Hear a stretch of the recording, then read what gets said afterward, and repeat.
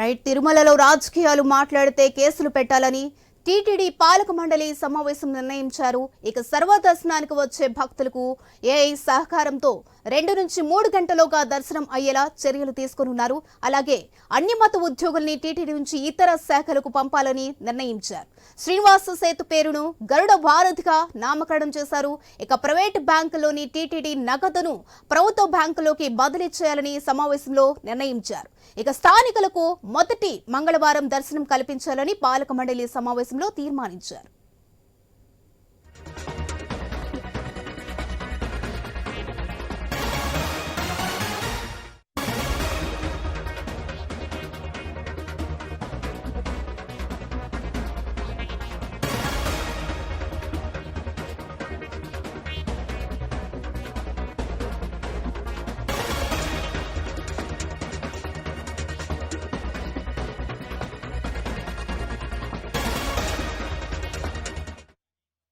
తిరుమలలో రాజకీయాలు మాట్లాడితే కేసులు పెట్టాలని టీటీడీ పాలక మండలి సమావేశం నిర్ణయించారు. సర్వదర్శనానికి వచ్చే భక్తులకు ఏఐ సహకారంతో 2 నుంచి 3 గంటలోగా దర్శనం అయ్యేలా చర్యలు తీసుకున్నారు.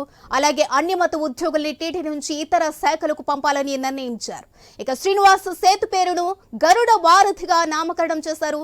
ప్రైవేటు బ్యాంకులోని టీటీడీ నగదును ప్రభుత్వ బ్యాంకులోకి బదిలీ చేయాలని ఈ సమావేశంలో నిర్ణయించారు. ఇక స్థానికులకు మొదటి మంగళవారం దర్శనం కల్పించాలని కూడా పాలక మండలి సమావేశంలో తీర్మానించారు.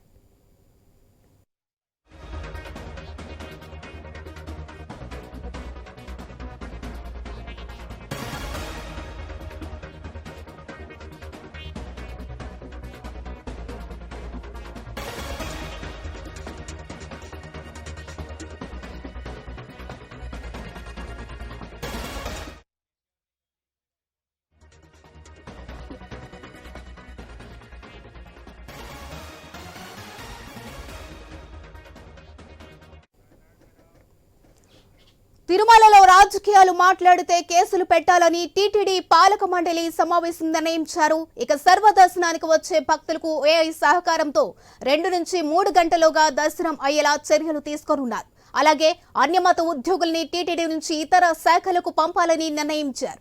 ఇక శ్రీనివాస సేతు పేరును గరుడ వారధిగా నామకరణం చేశారు. ప్రైవేటు బ్యాంకులోని టీటీడీ నగదును ప్రభుత్వ బ్యాంకులోకి బదిలీ చేయాలని సమావేశంలో నిర్ణయించారు. ఇక స్థానికులకు మొదటి మంగళవారం దర్శనం కల్పించాలని కూడా పాలక మండలి సమావేశంలో తీర్మానించారు.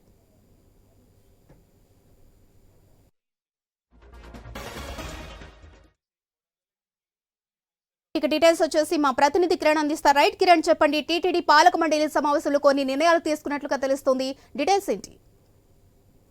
రజన, ఏదైతే టీటీడీ పాలక మండలిలో కొన్ని సంచలన నిర్ణయాలు అయితే తీసుకున్నారని చెప్పుకోవచ్చు. ముఖ్యంగా ఏదైతే తిరుమలలో విశాఖ శ్రీ పీఠాధిపతానికి సంబంధించి మఠం ఏదైతే ఉందో ఆ మఠంని సంబంధించి పూర్తి స్థాయిలో అనుమతులు లేకుండా కట్టారని చెప్పేసి కూడా గత ప్రభుత్వం ఇచ్చిన అనుమతులు ఇచ్చి దాన్ని తిరుమలలో కట్టడం చెప్పింది. అయితే దాన్ని పూర్తిగా టీటీడీ స్వాధీనం చేసుకోవాలని చెప్పేసి కూడా నిర్ణయించింది.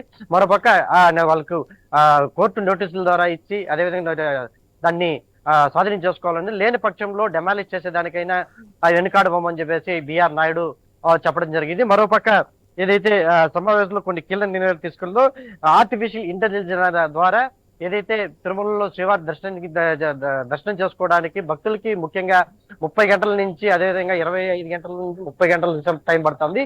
ఈ నేపథ్యంలోనే ఈ భక్తులకి మెరుగైన సేవలు అందించినందుకు గాను ఇంకో పక్క ఆ టైమింగ్ ఏదైతే ఉంటుందో దర్శనం టైం దాన్ని అన్ని తగ్గించే విధంగా భక్తులకి అనుకూలంగా, అంటే ఆర్టిఫిషియల్ ఇంటెలిజెన్స్ ద్వారా వాళ్ళ నిర్ణయాలు తీసుకొని వాళ్ళ ఒపీనియన్ తీసుకొని భక్తులకి అంటే 2-3 గంటల్లోనే ఆ తిరుమలకి వచ్చే భక్తులందరూ కూడా శివారి దర్శనం కల్పించేటట్టు కూడా దానికి ఆర్టిఫిషియల్ ఇంటెలిజెన్స్ కంపెనీ వాళ్ళని మాట్లాడినట్టు కూడా బిఆర్ నాయుడు అదే టీటీడీ బోర్డు సభ్యులు చెప్పడం జరిగింది. మరోపక్క తిరుమలలో అంటే తిరుమలకు సంబంధించి అన్ని మతస్థులు టీటీడీ ఉద్యోగస్తులు ఉన్నవారైతే వాళ్ళు ఇమ్మీడియట్ గా వాళ్ళని తొలగించి వారిని లేకపోతే విఆర్ తీసుకోవాలని చెప్పేసి కదా, అది లేకపోతే ఇంకొక సంస్థకి బదిలీ అయ్యే విధంగా కూడా వాళ్ళు ఈ టీటీడీ బోర్డు మెంబర్లో మీటింగ్ లో నిర్ణయం అయితే తీసుకోండి. ముఖ్యంగా ఇది సంచలన నిర్ణయమే అని చెప్పుకోవచ్చు. ఎందుకంటే అన్ని మతస్థులు టీటీడీలో ఉండకూడదని చెప్పేసి కూడా గత కొంతకాలంగా అన్ని మత ఉద్యోగులని టీటీడీ నుంచి ఇతర శాఖలకు పంపాలని నిర్ణయించిన ఈ సమావేశంలో మరి దీని మీద వ్యతిరేకత ఏమన్నా వ్యక్తమయ్యే అవకాశాలు ఉండొచ్చా? అలాగే సానుకూలంగా స్పందించే అవకాశాలు ఎక్కువ ఉండొచ్చా? అంటే ఒకటైతే చెప్పుకోవచ్చు రజీనా, ఇది సానుకూలంగానే స్పందిస్తారని చెప్పుకోవచ్చు. ఎందుకంటే సనాతన ధర్మం ప్రకారం ఇది ఉండాలని చెప్పేసి కూడా గత కొంతకాలం నుంచి హిందూ సంఘాలు కావచ్చు, హిందూ ధర్మానికి చెందిన పరిషత్తులు కావచ్చు, మొత్తం టీటీడీలో అన్ని మతస్థులు ఉన్నారని చెప్పేసి కూడా గత కొంతకాలంగా వస్తున్న నేపథ్యంలోనే అయితే ప్రస్తుతం బిఆర్ నాయుడు అదేవిధంగా బాధ్యతలు చేపట్టిన ముందు నుంచి కూడా చెప్తూ వస్తున్నాడు. టీటీడీలో ఎవరైనా అన్ని మతస్థులు ఉంటే వాళ్ళని వెంటనే తొలగించేదానికి ప్రస్తుతం పెద్దపీట వేస్తాము. అదేవిధంగా సామాన్య భక్తులు ఎవరైతే ఉంటారో వాళ్ళు ఎక్కువ సమయం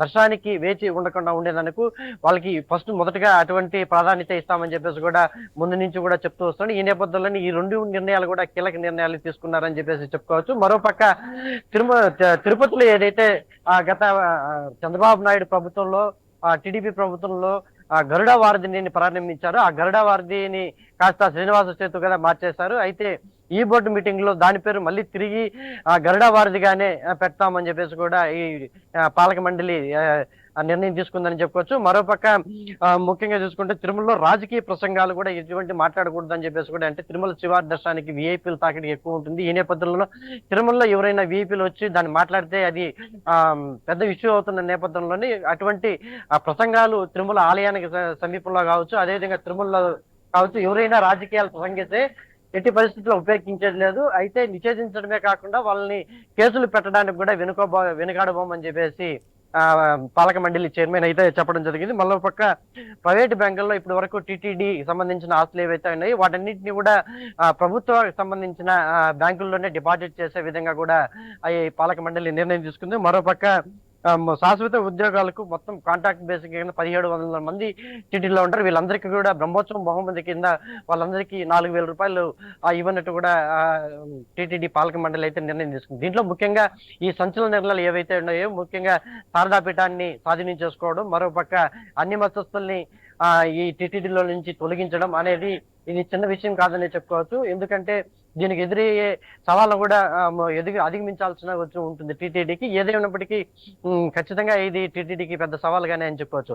ప్రస్తుతం మనం తిరుమలలోని శారదాపీఠం వద్దకున్నాము. ఇదే శారదాపీఠము అని కూడా చెప్పుకోవచ్చు. ఇది మొత్తం పూర్తి స్థాయిలో నిబంధనలకు విరుద్ధంగా గత ప్రభుత్వంలో నియమించిందని చెప్పేసి పెద్ద ఎత్తున ఆరోపణలు వచ్చిన నేపథ్యంలోనే ఈ శారదాపీఠాన్ని కూడా టీటీడీ హ్యాండ్ ఓవర్ చేసుకోవాలని చెప్పేసి పూర్తి స్థాయిలో ఈ పాలక మండలి నిర్ణయం తీసుకుంది. మరోపక్క ఏదైతే వాళ్ళు అభ్యంతరాలు వ్యక్తం చేస్తే పూర్తిగా డెమాలిష్ చేసి ఈ స్థలాన్ని కూడా స్వాధీనం చేసుకున్నానికి ఎన్నుకాడబోమని చెప్పేసి కూడా పాలక మండలి కీలక నిర్ణయం అయితే తీసుకుందని చెప్పుకోవచ్చు. ఏదేమైనప్పటికీ అంటే బిఆర్ నాయుడు ఈ చైర్మన్ పదవి పట్టిన మొదటి ఈ పాలక మండలిలోనే ఇటువంటి నిర్ణయాలు తీసుకోవడం అనేది సంచలనమే అని చెప్పుకోవచ్చు. మరోపక్క స్థానికంగా ఉన్న తిరుపతిలో ఎవరైతే ఉంటారో వాళ్ళకి ప్రతి మాసంలో అంటే ప్రతి మొదటి మంగళవారం పూట వాళ్ళకి దర్శనాలు కల్పించే విధంగా కావచ్చు. మరోపక్క తిరుమల నడక మార్గం గుండా తిరుమలకి ఎవరైతే భక్తులు వస్తారో వాళ్ళందరికీ కూడా అంటే దర్శనం టైమింగ్ తగ్గించే విధంగా ముందు ప్రాణాలకు కూడా ఉండాలని చెప్పేసి కూడా అనుకుంటా ఉన్నారు. అది నిర్ణయం తీసుకున్నారని చెప్పుకోవచ్చు Razina. Right, thank you Kiran.